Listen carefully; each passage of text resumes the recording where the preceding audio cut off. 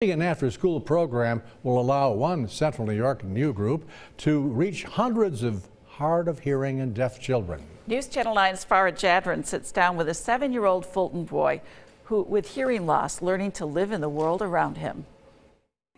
7-year-old Joel Wycheck is an aspiring artist. There we go. No more. Awesome. No more bad boys. Keeping a close eye on his latest creation, Joel and his mom, Rosie, also pay close attention to his hearing loss. It didn't seem like he could hear me if he wasn't looking at me. Born with minimal hearing loss, it was not until about age 4 or 5 that Joel's everyday life was met with more challenges.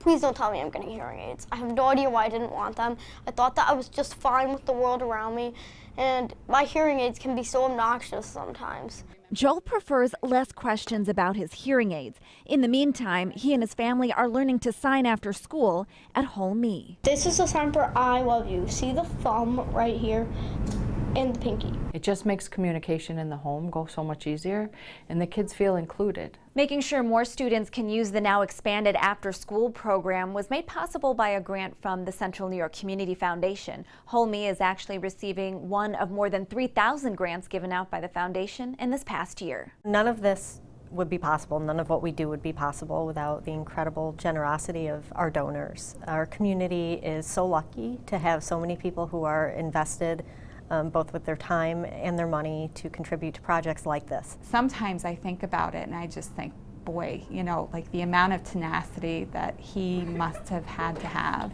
and the amount of frustration that he must have been experiencing. It's really astounding. That looks good. Like, yeah, that's just accurate. And a sign of things to come. Farah Jadran, News Channel 9. Whole Me works with a variety of families and has programs with more than 90% of deaf children being born to hearing parents. In Central New York, there are more than 1,500 members of the deaf or hard of hearing communities.